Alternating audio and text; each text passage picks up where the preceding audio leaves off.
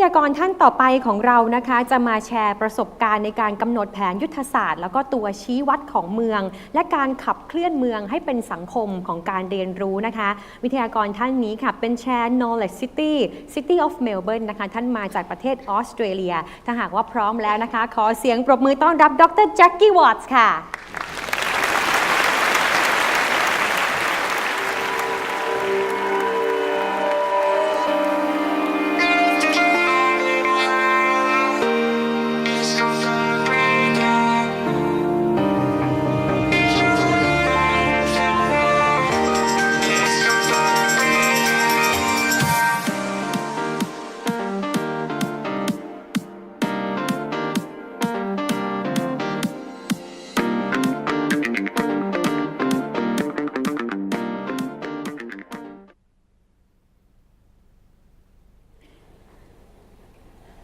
Goodness. Greetings, everyone.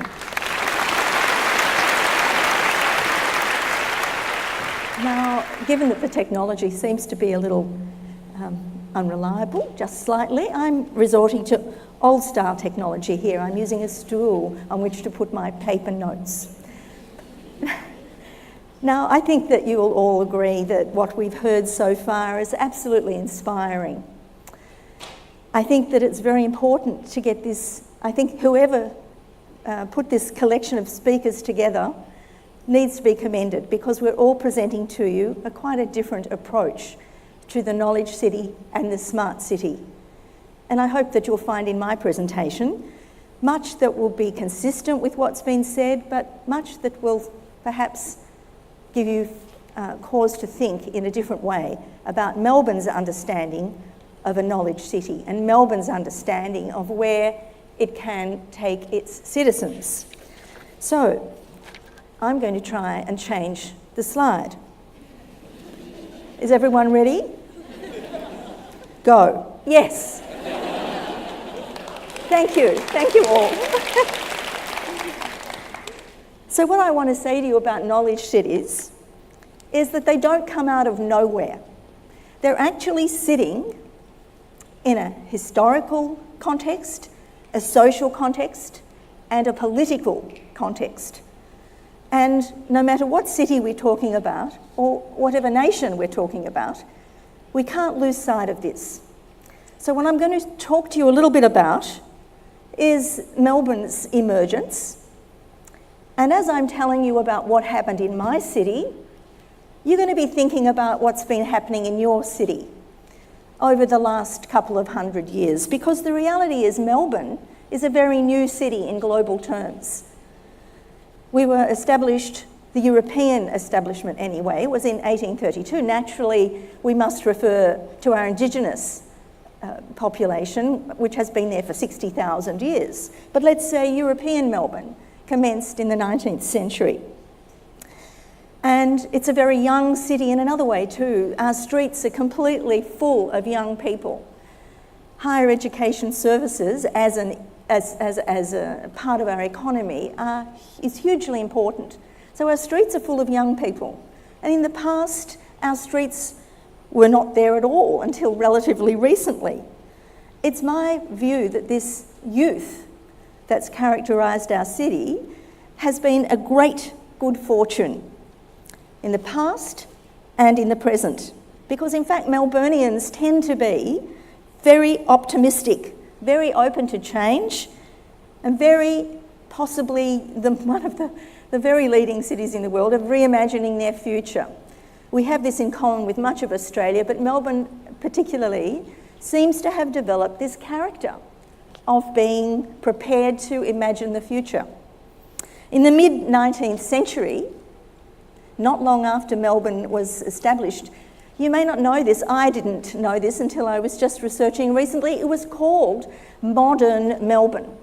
So in those days, Melbourne was already known as the modern city. We were cutting edge back then.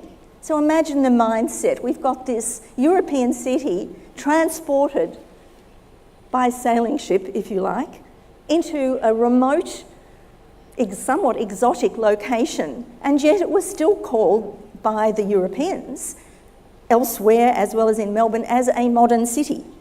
And then we had another piece of tremendous good fortune that gold was discovered nearby Melbourne. So with all of this huge prosperity and enthusiasm and this attracting masses of very aspirational migrants looking for the gold, Melbourne then became known globally as Marvellous Melbourne. Now that's a very... Some of you here probably are quite familiar with the way cities are marketed.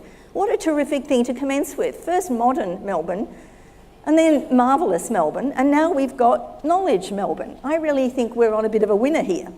We've had great good fortune. We've been able to, in a very remote location, attract many aspirational, very talented and very energetic migrants. I'm a great advocate of the migrant energy that comes into our city, and in fact we are still attracting migrants today. But in fact there's actually knowledge workers are flocking to our city. We're attracting, by our very livability, talented people, and of course students are flocking to our city. And why are they flocking there? Because of the livability. It's a bit circular, and it's about branding Melbourne. So I think, remember what this means to you in Bangkok and to Thailand. As it happens, the conditions which generated our prosperity and our success early on are still the aspects or the elements which are underpinning our growth as a knowledge city today.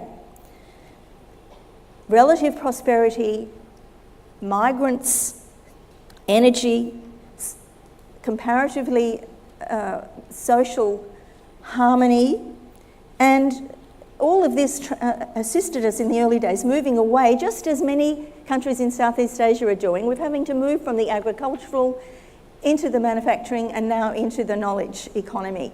So this transition has been assisted by the very historic, demographic underpinnings that were there from the outset. Now, Melbourne is the fastest growing city in Australia. Something is still going on there, the energy is still mounting. And think again about Thailand in this concept. It's a very interesting one. I think we can't divorce ourselves from our history. It's a very small city by the standards of cities you might be familiar with. We have a different political structure than either of Korea or Denmark. We have the federal system, which political setup, which pays for a lot of things, and then we've got the state, and then we've got the local. And I'm here speaking to you as an elected politician at the local government level. Now, the local government I'm speaking of looks after a very, very small city. It's the central business district, essentially, surrounded by a number of residential precincts. In total, the people who are constituents of this city number 150,000, minute. But larger Melbourne, Greater Melbourne, each area of which there are 72 or so councils in the larger area of Melbourne, that's 4 million. So as a state, the state of Victoria is 6 million. Again, really small compared to the cities that you people may well be more familiar with. We're very realistic. We know that we're small. We know that we've been on a very lucky streak for the last 200 years, and we're working very hard to be very proactive in the way we accommodate the digital revolution and take our city forward. Now I'm going to do it again. Look. I'm trying to do it again. I did it. So when I talk about how we proactively work to assist with this, managing this change that's happening, we've actually taken because I'm a politician, we've developed a political strategy around all of this. We call that strategy Knowledge City, and within Knowledge City is embedded Smart City. We don't see Smart City as out there. We very much see Smart City as an embedded part of our Knowledge City. So a little, given we're on about knowledge, I'm just going to say that this Smart City bit is, as our previous speakers have talked about, in fact allows us to gather the urban data upon which we can make evidence-based decisions with our community, but independently as well. I don't think that we are quite as well advanced as the Danes in incorporating people into the decision making, but it is moving in that direction. The knowledge sector contributes 60 billion to our gross local domestic product, and it's responsible for more than 50% of the jobs growth in our municipality. That is a lot. We really have to bring people along with us on this journey. The way in which we gather data and use it is part of that, but the data tells us quite clearly that the workforce relying on the city, the services it provides and the environment it lives in, the data tells us that the economy has changed. The data tells us that people are, as change evolves, people are being left behind unless we do something. So we have to actually persuade the people, keep the people with the understanding that although their jobs might change, the amount of work doesn't change, it just changes. And there will be, as we've discovered because of the data, so much more work available through servicing the knowledge workers. So it's not about some dramatic and dire circumstance. Neither is it about some magical event that's going to happen. It's about managing our people through times of accelerated change. And this is what we're trying to do. We're in fact the only government, local government in the whole of Australia which has a dedicated knowledge portfolio to think about these issues and bring the people with us, and I chair that portfolio. And I think I'm very lucky. And I hope I'm successful, that's the thing. Here I go again. Now, Melbourne's taking knowledge very seriously, and it's not surprised, I'm hoping I've got the right one, because what I see on the board here is one of our universities. There's ample evidence in Melbourne's history that we have always invested in civic infrastructure for our people. It comes from the time when I told you early on gold was discovered. People became very involved with the community then and saw themselves as providing a very sophisticated place. We have 9 universities and 200 vocational education colleges. We have, I would say, 40,000 international students in my city alone. Most of them live in the CBD of our city. So it's a very, very exciting place to be in the whole state of Victoria. Melbourne is a very attractive city, and it is one where the local council is also the state capital council. So we've got an obligation to actually think larger and in a more exciting and more engaging way.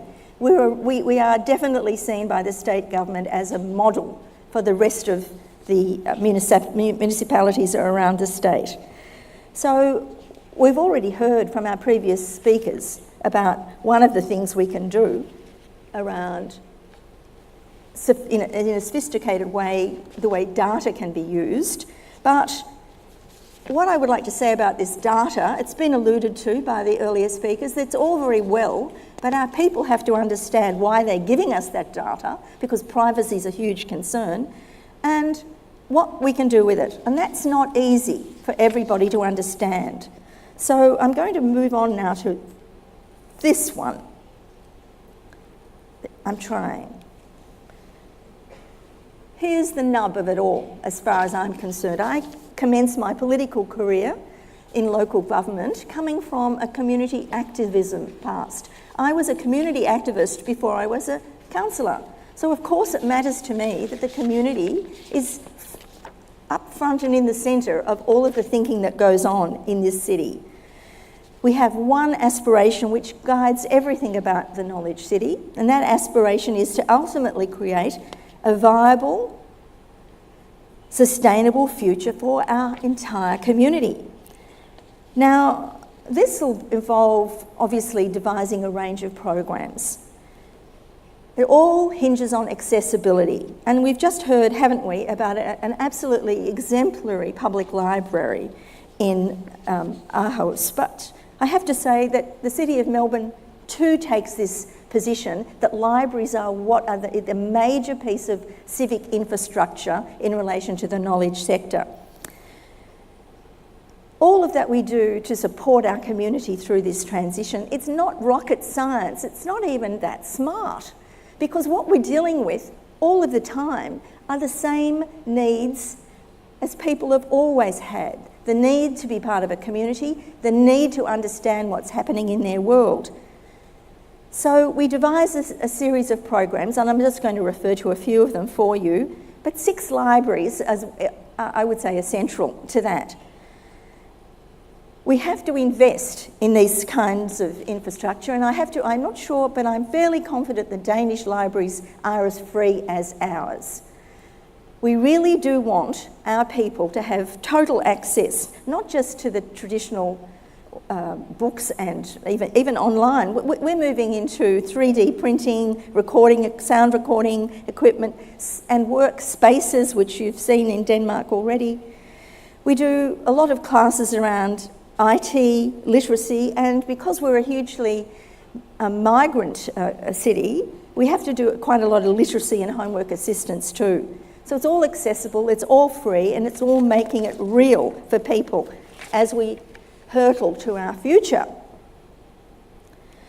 So the other aspect that I would like you to think about in relation to your city and the various cities you've come across, I want you to think about the way we target community engagement in a very proactive way. One of the, if you like, the most exciting things we do is might not sound very exciting because you have all heard of such weeks as Fashion Week, for example, or Food Week. Well, we actually have the most exciting week in our city's calendar, in my view, but then again, I would say that I'm chair of the portfolio, is Knowledge Week. And again, like the experience we've heard about in Denmark, we don't mount Knowledge Week on our own. We bring 2017, we had 90 external partners team with the City of Melbourne to present the latest and the greatest and the most exciting, and for some people, the most scary innovations in our city. So it goes for a week, and it's designed to attract not just the young, and I would agree with the previous speaker, it's a delight to see so many young people here today. It's not for the young, it's for everybody. I'm delighted when I see grey-haired people turn up at a Knowledge Week event. It means we're reaching out where we should be. So the events go day and night for an entire week. Cutting edge knowledge, scientific, medical, technical, foodie, creative. It's a buzz, and it's very well received by Melbourne, and it is free.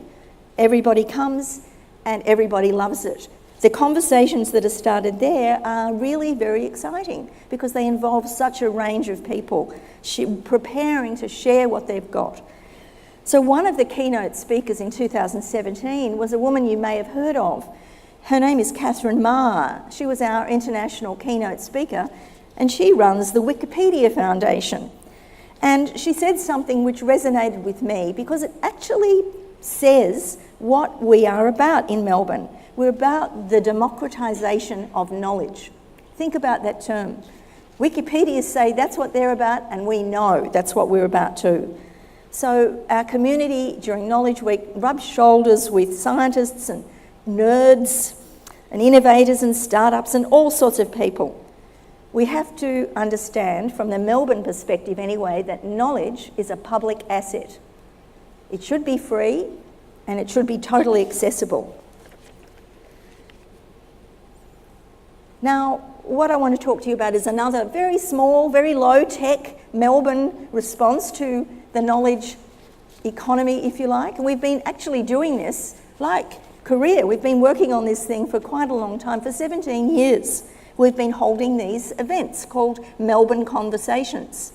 Naturally, they've changed over the years. We're now into all of the social media and also whiz-bang things to disseminate these conversations further. But what it involves is in a very smart space, right down in the CBD, we host an event, a conversation, and we bring the thought leaders of our city and our country and internationally to the people of Melbourne. And you would imagine a public lecture would be fairly passé, old style. We still get 600 or 700 people every time we host these events, which are after work, and they are challenging. People actually bring themselves there and they sit down, which says to me that even in this world of TED Talks and blogs and you name it, people like to come along and listen, which is exactly what all of you are doing here today.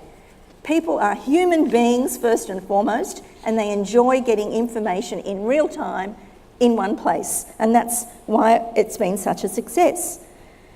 We're moving on with these things. The conversations will continue, but we've done a lot of research about outreach and how to extend the way people access conversations, because Melburnians love to talk and the City of Melbourne loves to keep people talking. So that's what we're trying to do. Now, oh dear, I think just bear with me, I'm going backwards, but yes. So the other aspect of community engagement that we've invested in greatly is this online hub called Participate Melbourne, because there's one thing that Melbourne certainly shares with the Danish experience, that we really respect what our people have to say. They can't all come to conversations, but they can all access information and online. So we have the online Participate Melbourne, but the real key to it is that people tell us what they're thinking. We can build our programs around the information that people share with us. So any given conversation requires listening, and the City of Melbourne has developed ways to listen even more proactively and respond. So again, you see, it's not rocket science, it's just a basic human need to be heard, because we've got great faith in the wisdom of our community, just as I would have great faith in anybody in this room has a view about a lot of things, and it's all valid. But it's tapping into that, which is tricky. And that's what we're trying to do. Like Denmark, we've been trying various forms of accessing this wisdom in our community, and we term it deliberative democracy. And it's selecting groups of people to come to the city.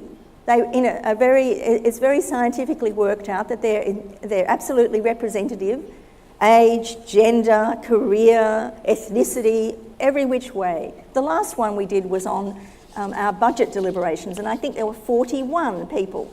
These people who volunteer, many thousands volunteer, but we choose them from this formula, and they spend a month or so acquiring information. We feed them information about the city, and they come along and they deliberate. So we're, again, listening as much as we are informing. Now, there isn't a presentation about Knowledge City or Smart City that can proceed without some reference to the way in which we support business. And I would have to say that data is the basis of that support. We not only make data sets available, but we induce others to make their data sets available too. We have an open data platform. It was launched in 2014, and we capture the data and we disseminate it to anybody who wants it. And we encourage other organisations which collect data to do the same, and then we host events around this data. For example, I launched one about a week ago called GovHack, where a great number of government departments provided information to young people. I must say they were mostly young, who came to develop apps around all of this. For the first time, government departments have to be persuaded to do this, we find, sometimes, but there are some very interesting and new data sets upon which businesses can build business. So we're talking about pedestrian counts and land use and air quality and criminal behaviour, the environment, and we make it very, very accessible. It needs to be curated. Not everybody can handle data in a constructive way, so we have to make it easy.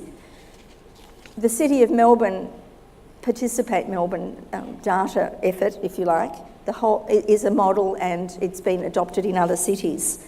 So we see that as a resource for business.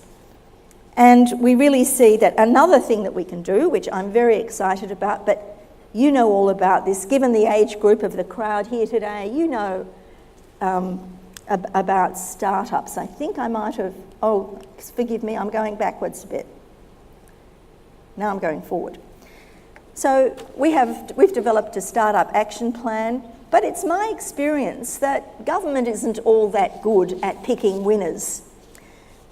I don't think, I mean, we do give funding to startups, we do give mentoring advice, but by and large, the talent and the intellect and the energy is within the people, the startups themselves.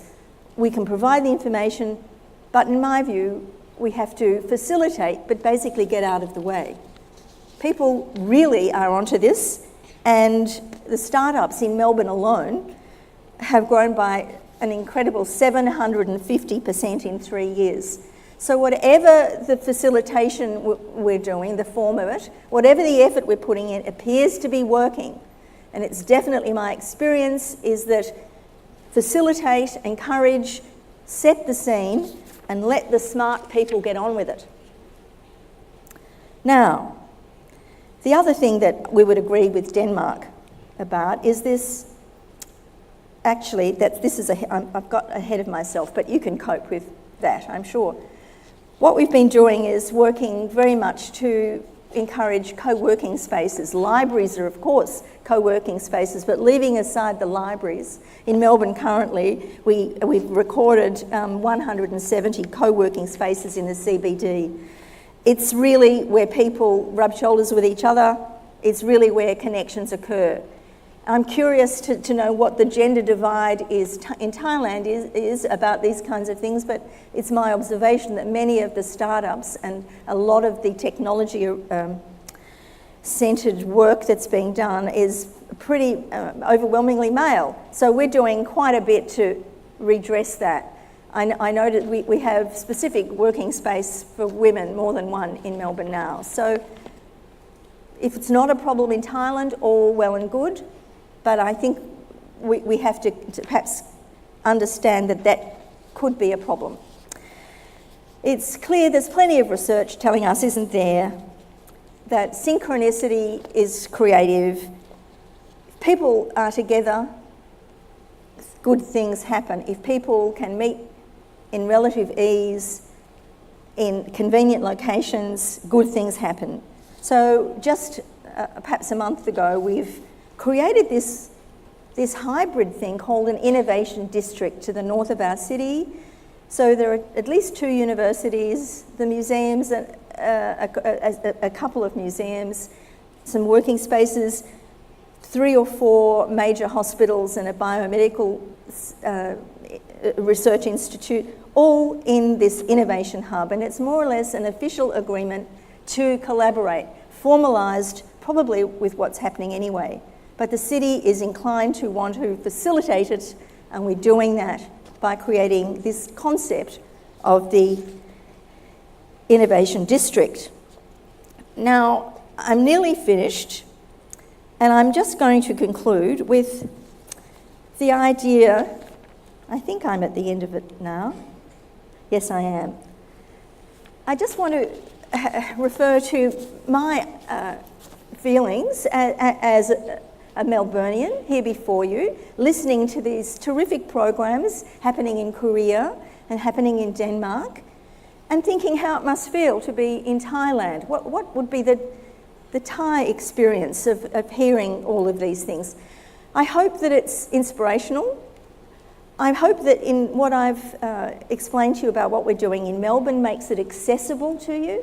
I'm hoping that you're not too intimidated by the smart, and that you understand that the talent that you've got in your society is what's going to drive the knowledge economy in Thailand ultimately. And I encourage you to think about that. The other thing I want to leave you with, one more final thing, is that the reason cities are so important, and the reason cities are so remarkable is that on the one hand they create so much trouble, don't they? But I'm confident that despite the pollution, despite the overcrowding, despite all the negatives around the city, what I do know is the cities are smart, the cities are talented, and the solutions to the major problems which face us are going to come from the cities, and they're going to come from the talented people like those sitting in this room. So I am optimistic. And from Melbourne's point of view, I am optimistic because of what we're trying to put in place and because of the people who continue to flock to our city. And thank you for your attention.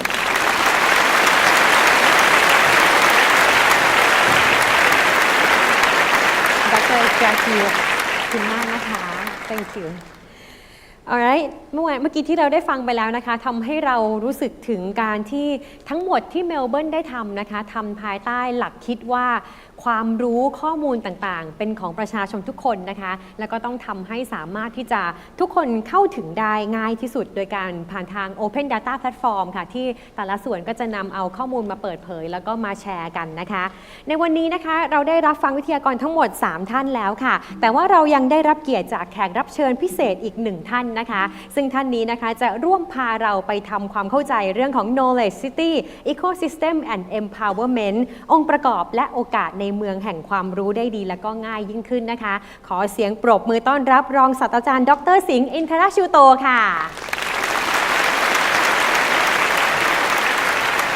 And I invite the three speakers back on the stage so we can start our short panel a little bit.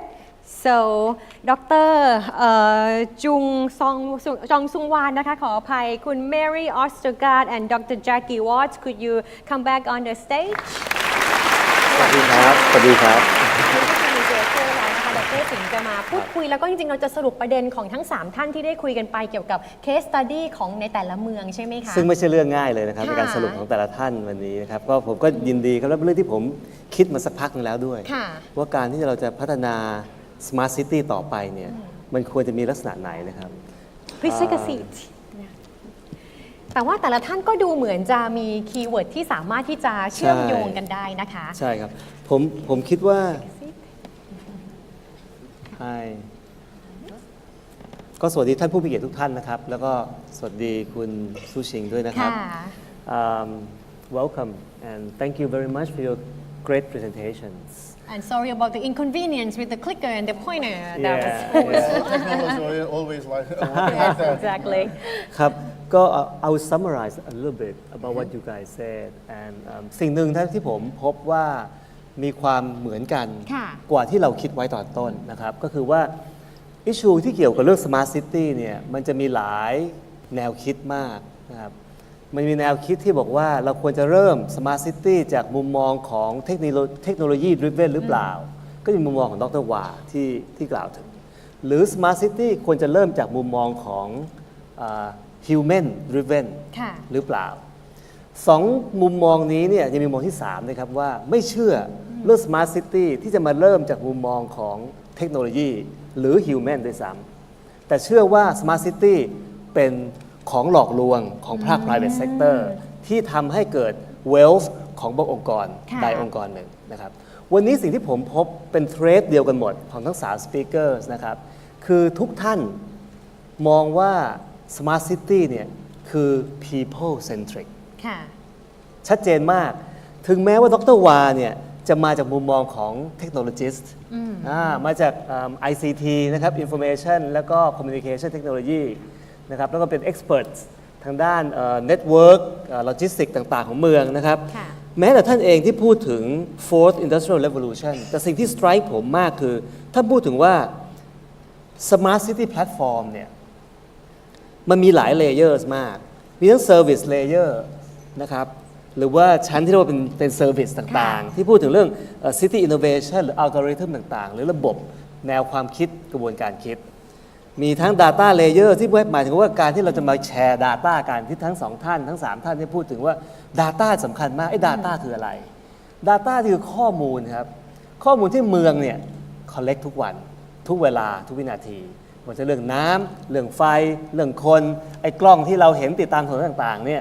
ก็เป็น กล้องจ data ริง ทั้ ๆ นั้น ใช่ไหมคะ เมืองไทยเนี่ยมีกล้องจริงหรือเปล่าแต่ผมทราบว่าเกาหลีหรือว่าเมลเบิร์นหรือว่าเดนมาร์กเนี่ยคงกล้องจริง ค่ะ ๆนะครับแล้วก็มีที่พูดถึงเรื่อง infrastructure layer ก็คือว่าเรื่อง physical infrastructure ต่างๆนะครับแม้ถ้าที่ท่านพูดไปแล้วเนี่ยท่านยังพูดเลยว่าต่อให้ท่านพูดถึงเรื่องแพลตฟอร์มก็ตามและเป็นสิ่งที่สำคัญมากของการพัฒนา smart city แต่อย่าคิดว่า smart city คือ product พวกนี้เป็น wisdom มากเพราะเราจะไม่สร้าง smart city เป็น products พอสร้างเสร็จเราทุกคนก็ทราบดีครับว่า product ใด product หนึ่งเนี่ยพอทำเสร็จ 3-4 ปีต่อมาก็เชยเก่าแล้วก็ท่านใช้คำว่า stupid มันจะสมาร์ทวันนี้แต่ว่าอีก 5 ปีต่อมาเนี่ยมันคงจะสมาร์ทต่อไปได้เพราะมีสิ่งใหม่ๆที่เกิดขึ้นตลอดนะครับฉะนั้นสิ่งนี้เนี่ยโชว์ให้เห็นว่า the last statement ที่ท่านพูดถึงก็คือว่าจริงๆแล้วเนี่ย smart city เนี่ยคือ place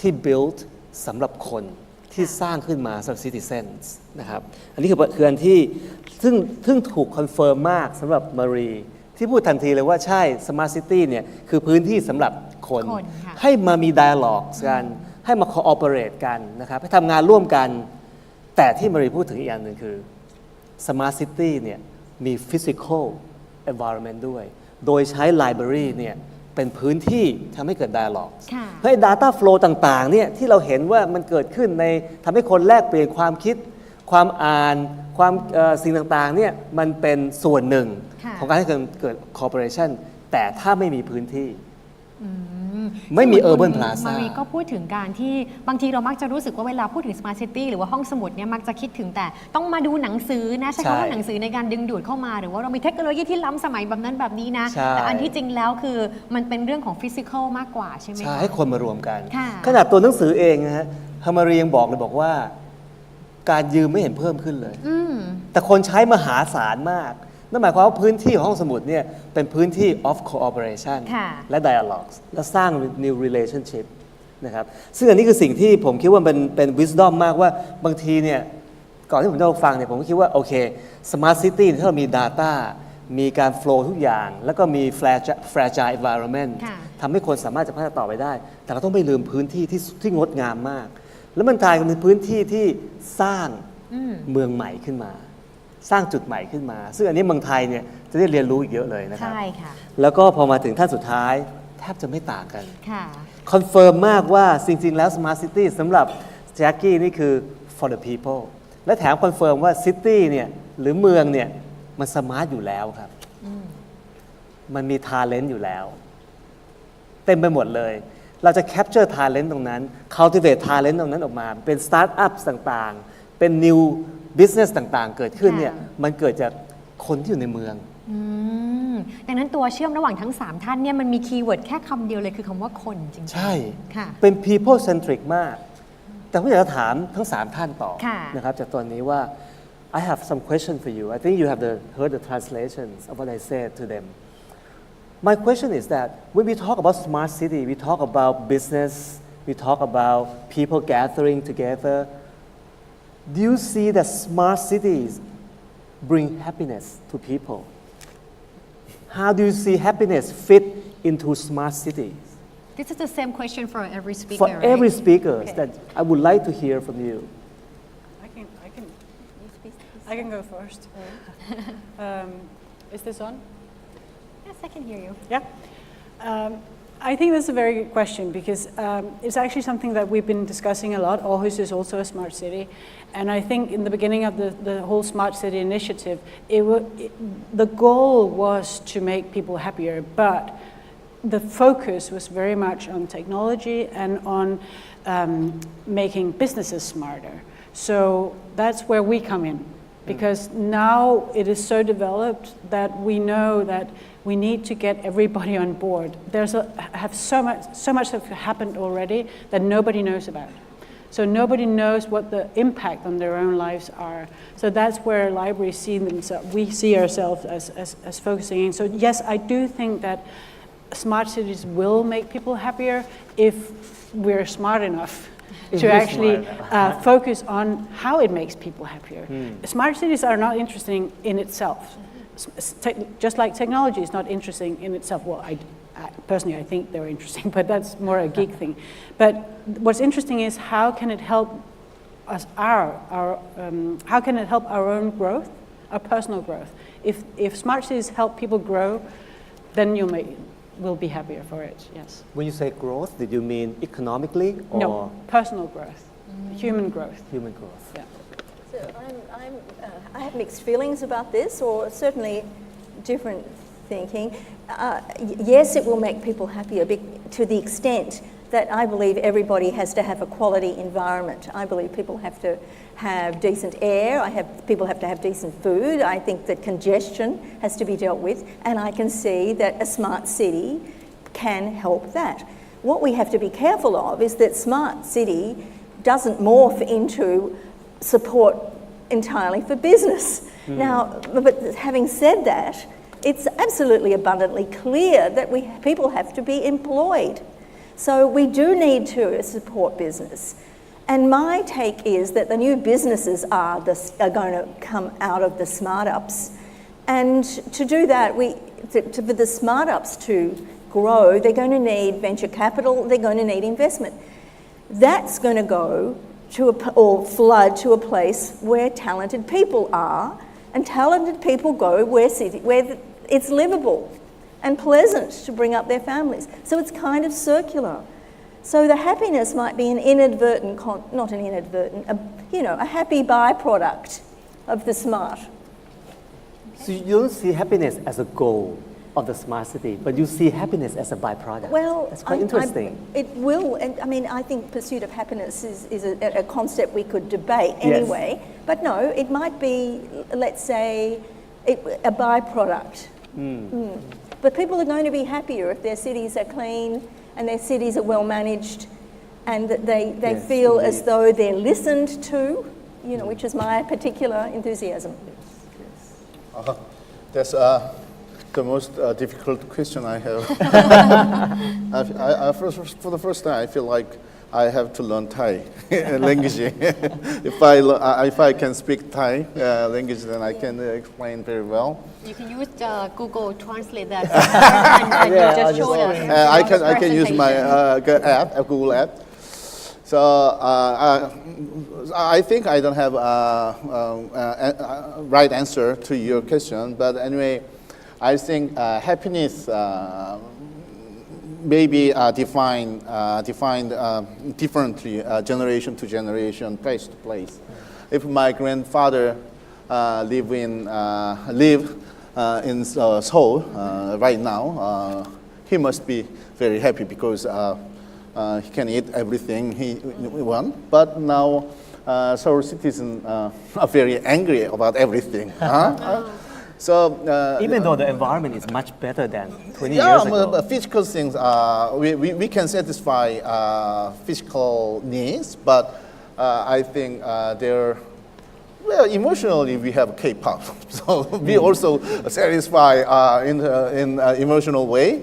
But anyway, people want another thing. I don't know. So even if smart city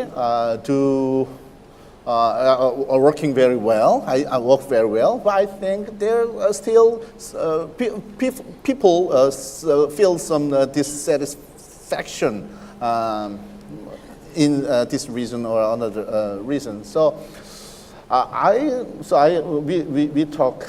had to talk just before we came here. I think we need to step up our effort to develop our mind. So smart city is structure thing, and happiness is closely related with our mind. But right now, people don't spend money for mind.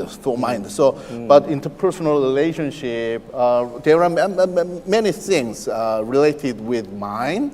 So I think Very interesting point. Yes. yeah, I think in the first industrial revolution age, so artificial intelligence and robotics will will, how do I say, provide more physical things, something to do so, and reduce the need to for human for human work. But instead, human have to spend more time and more effort to develop mind work.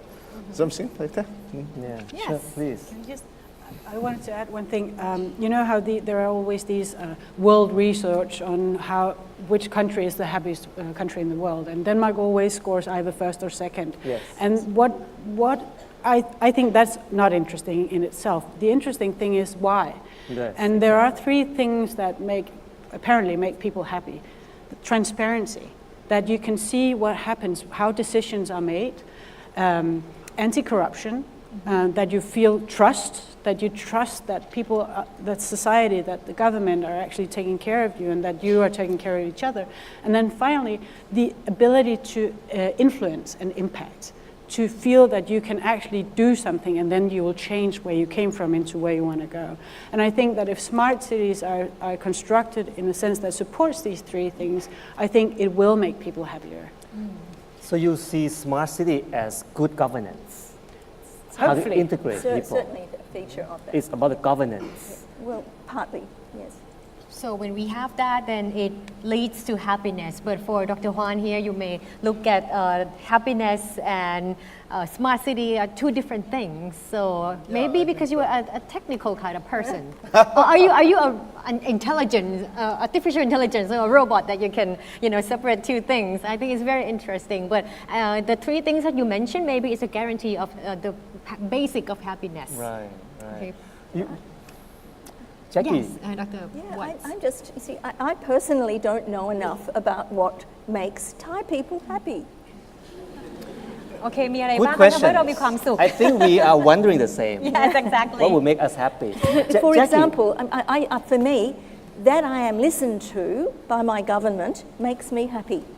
But it may not, I don't know would if be... we can talk about that right now, but But yeah, I'm saying, what constitutes happiness is very Yes. embedded in a culture and embedded in history.